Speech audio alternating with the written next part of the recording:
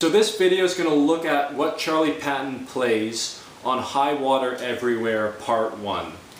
And actually the moves that he plays on this song are really similar to the ones he uses on songs like Love My Stuff, Jersey Bowl Blues, Revenue Man, and all of those other songs. So if you learn this song, you'll definitely have a good idea for what he's doing on all those other songs.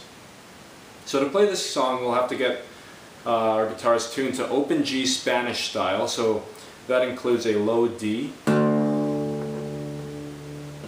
A, or G, D, G,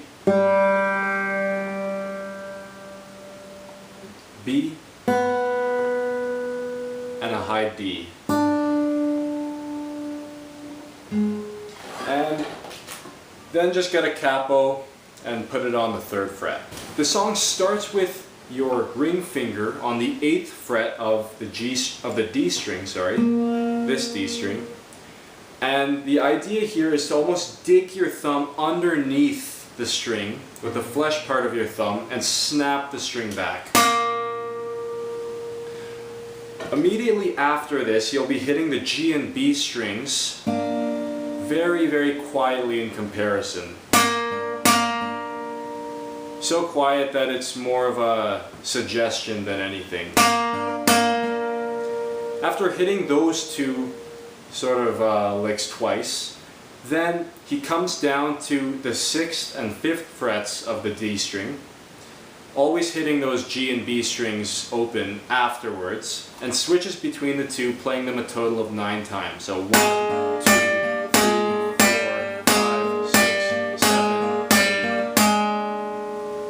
And like I said, huge snap and very quiet open strings following. After that, he comes and plays that sort of lick.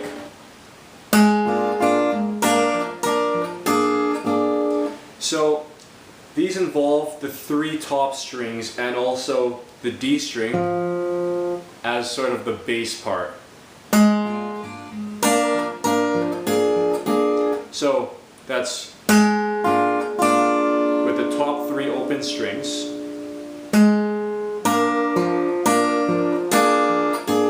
So that's the 6th fret, the 5th fret, and then open. Actually, he doesn't play them open, just the 6th and 5th, 8th and 6th. So altogether, that first part goes.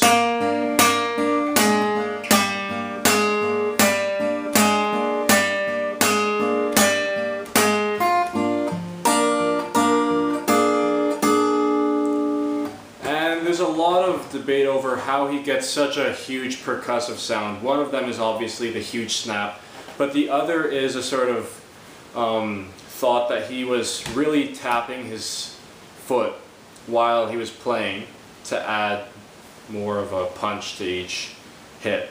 So this is something that you could experiment with if you start playing this song.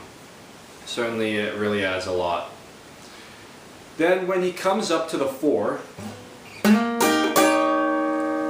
he plays this. So that's a slide on the D string up to the 8th fret with a bar across the rest of the top 3 strings.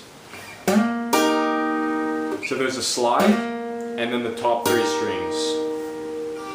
Then he adds in the pinky to the top string on the 11th fret.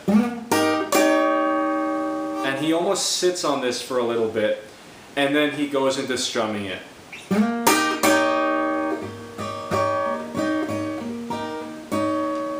And he often will kind of play around with switching that sort of thing up.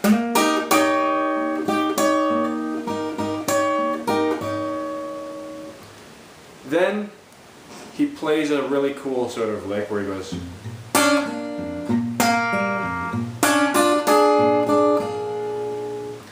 So there what he's doing is playing the 2 bottom strings one after the other.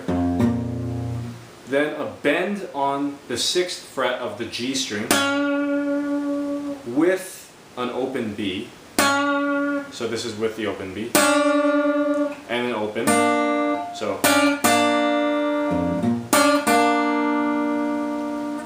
he plays those two strings one after the other again and plays. So that's an open G and then the 5th fret of the D string.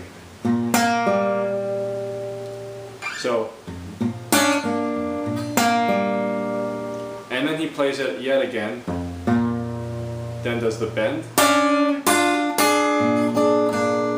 So that's bend, then top 2 open strings, and then with the 6th fret.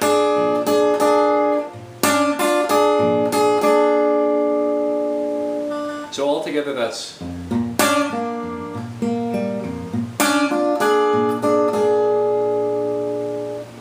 after this, when he reaches the 5, he plays this chord. So that's with an open top string, 1st finger on the 4th fret of the B string, and then 2nd finger on the 5th fret of the G string. So you can play with the nail of your 1st finger or just sweep with your 1st finger. Whichever one you prefer, or which you think is closer to the actual sound. And then he plays a sort of thing where he comes into the 6th fret of the G string, where he bends it a bit, and then plays the open D.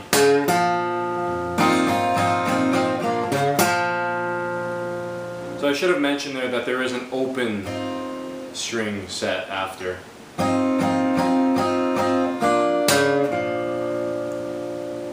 And then he plays, so that's 6th fret, 5th fret, then open on the G, with the open B throughout.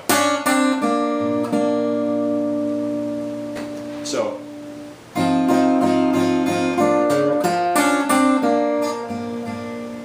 then after a little vocal break that he does, he plays, so that's open G, so open G, top G, and B strings, then the bend, and then back to open.